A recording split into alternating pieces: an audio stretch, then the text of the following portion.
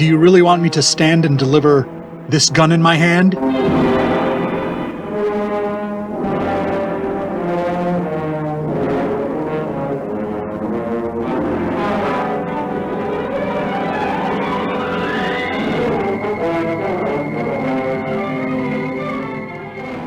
Falk Zildjian, incongruous hero by virtue of the fact that he carries a gun, sits halfway back in the bus.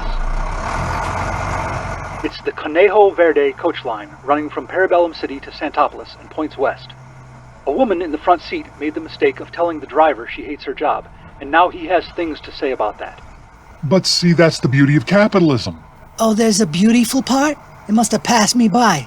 The beauty is how free we are. Dara, you don't like your job, you can get another one.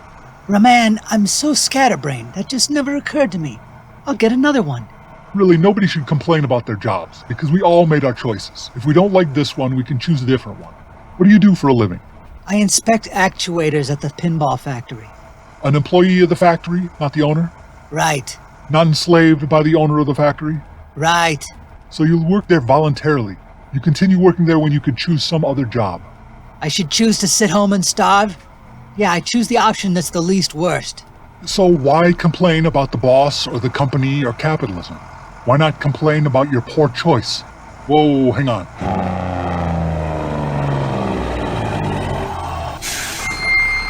I'm sorry, everyone. It's happening again. I'm not going to run over a horse. Good evening. I am the Highwayman. If everyone will keep calm and deposit their valuables in the bag, driver, why are there only 2 passengers? Our customers have been scared off lately because of this fop. He keeps riding his horse in front of the bus and robbing the passengers with a flintlock pistol. Like that one. Maybe you've seen him. He wears a powder blue velvet suit with a wide-brimmed hat and lace sticking out the collar and cuffs. Very well. I guess I'll have to take what I can get. Where was I? Good evening, lady and gentlemen. You may have heard of me. I am known as the Highwayman. Oh, brother. It's a simple proposition, madam. Your money or your life. You're human garbage. It's not fair. Surely you have some valuables to deposit in the bag. Wait a minute. This is what you've been arguing for all night, Raman. What? This guy right here. You gonna drop something in his bag?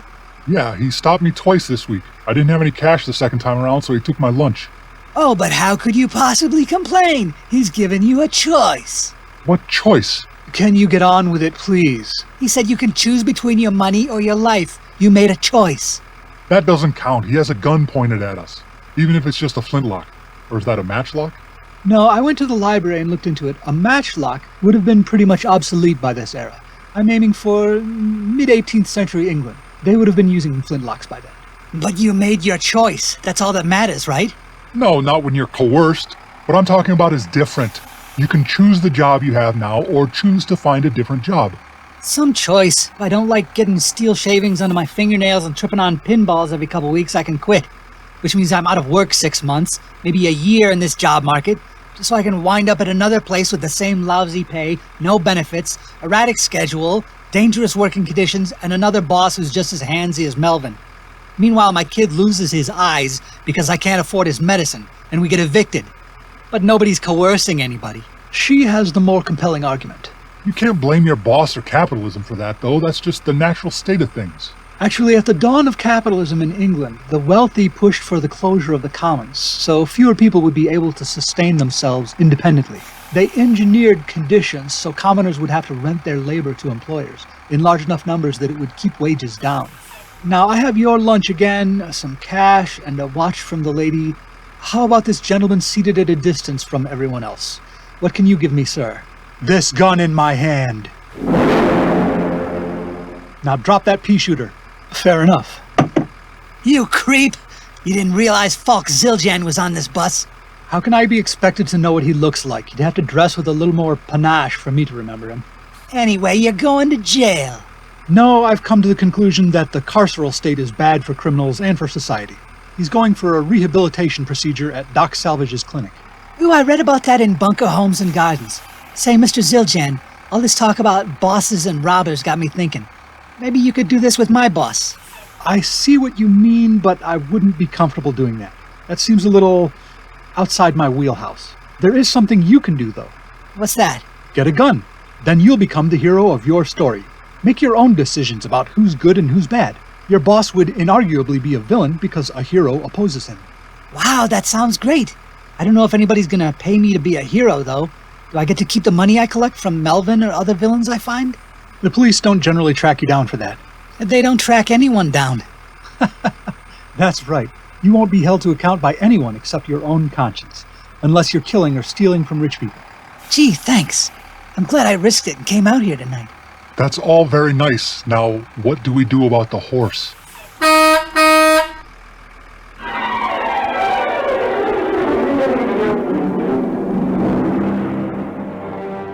And now a history minute from the National Rifle Manufacturers Association. As you know, the Second Amendment is all about citizens owning firearms so they can eradicate the federal government whenever they feel it necessary. We can be sure this is what the Founding Fathers meant, peace be upon them, not only by their writings, but by the actions they took. In today's History Minute, we'll see how the foundingest of Founding Fathers, George Washington, demonstrated how they all felt about citizens owning firearms. 1794, the Whiskey Rebellion.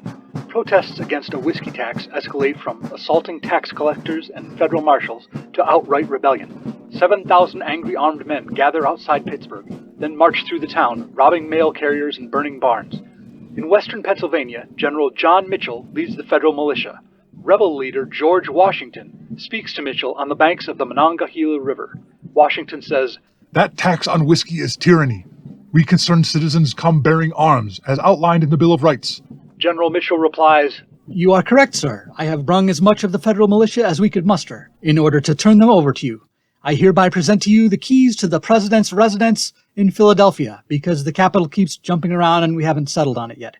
Anyway, we want citizens to threaten the federal government whenever they feel we've gone too far. Obviously, we're not going to put up any kind of resistance, or why would we have empowered you all to take up arms? So there you go.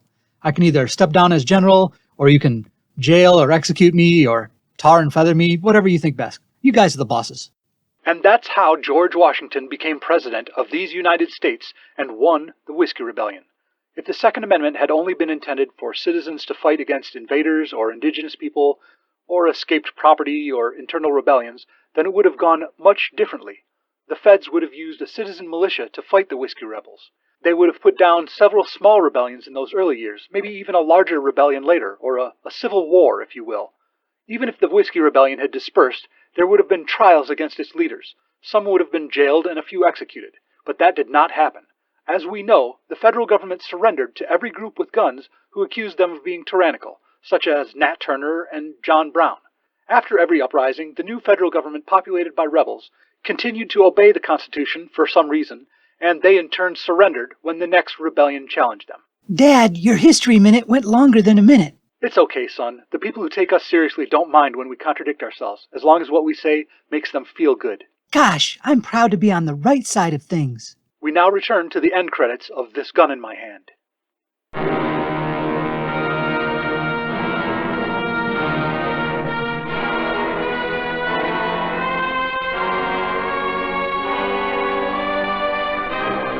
The Highwayman, episode 32 of This Gun in My Hand, was standed and delivered by Rob Northrop.